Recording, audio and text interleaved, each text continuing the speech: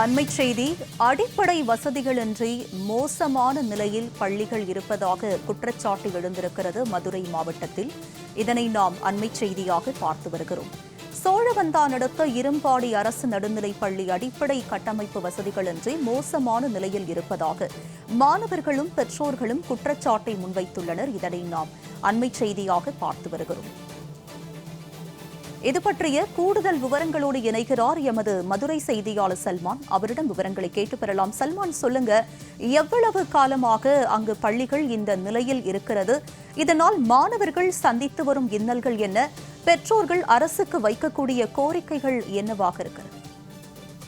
மதுரை மாவட்டத்தின் பல்வேறு பகுதிகளிலும் இருக்கக்கூடிய கல்வி நிறுவனங்கள், அங்கன்வாடிகள் உள்ளிட்ட கட்டிடங்களில் பழுதடைந்து இருக்கக்கூடிய ஒரு சூழல் ஏற்பட்டிருக்கிறது. ஏற்கனவே பள்ளி கட்டிடங்கள் பழுதடைந்திருக்கக்கூடிய நிலையில் அதை இடிக்க உத்தரவிட்டாலும் கூட அந்த இடிக்கப்பட்ட கட்டிடங்களுக்கு மாற்று கட்டிடம் கட்டாத ஒரு சூழலிலும், அதே போன்று அந்த இடிக்கப்பட்ட கட்டிடங்கள் முழுமையாக இடிக்கப்படாத நிலையில் ஏராளமான பள்ளிகள், அங்கன்வாடிகளில் செல்லக்கூடிய மாணவ மாணவிகள் ஒரு அச்சத்தோடு சென்று வரக்கூடிய சூழல் காணப்படுகிறது. அந்த அடிப்படையில் தான் மதுரை மாவட்டம் சோழவந்தான் அருகே இருக்கக்கூடிய இரும்பாடி ஊராட்சியில் உள்ள அந்த அரசு நடுநிலைப் பள்ளியில் 1 முதல் 8ஆம் வகுப்பு வரைக்குமாக படிக்கக்கூடிய ஏராளமான மாணவர்கள் அந்த சுற்றுவட்ட கிராமங்களில் இருந்து வந்து பயில்கிறார்கள்.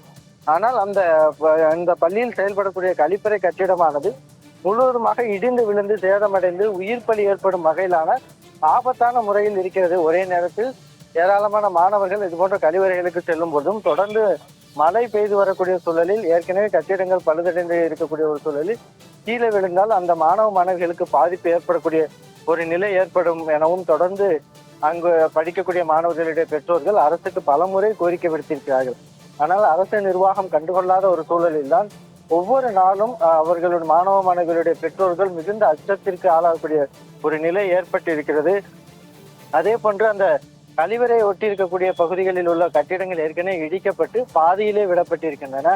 அதனால் அந்த கட்டிடங்களில் உள்ள ஒவ்வொரு செங்கலும் தினசரி கீழே விழுகக்கூடிய ஒரு ஆபத்தான நிலை தான் நம்ம அந்த நேரில் சென்று பார்க்க முடிந்தது. அந்த அளவிற்கான ஒரு ஆபத்தான நிலையில் மாணவ மாணவர்கள் பயிலக்கூடிய பள்ளியில் உள்ள கழிப்பறை இருப்பது என்பது மிகப்பெரிய ஒரு அச்சத்தை ஏற்படுத்தி இருக்கிறது. ஏற்கனவே நாம் ஏற்கனவே குறிப்பிட்டது போன்ற அங்குள்ள ஆசிரியர்களும் சரி, பெற்றோர்களும் பல முறை அரசுக்கு கோரிக்கை விடுத்திருக்கிறார்கள். ஆனால் இதுவரைக்குமாக கண்டுகொள்ளாத ஒரு சூழலில் தான் தொடர்ந்து ஒவ்வொரு நாளும் அந்த பகுதியில் உள்ள மக்கள் அந்த மாணவ மாணவிகளை அனுப்பும் பொழுது ஒருவித அச்சத்தோடு செல்கிறார்கள். ஏதேனும் உயிரிழப்புகள் ஏற்படுவதற்கு முன்பாகவாது அரசு ஒரு விழிப்புணர்வாக இருந்து இது போன்ற அந்த பழமையான கழிவறை கட்டிடத்தை இடித்துவிட்டு புதிய கழிவறைகளை கட்டிக் கொடுப்பதற்கான ஏற்பாடுகளை செய்து தர வேண்டும் என்ற ஒரு கோரிக்கையும் எழுந்திருக்கிறது. உங்களுடைய விரிவான விவரங்களுக்கு நன்றி சல்மான்.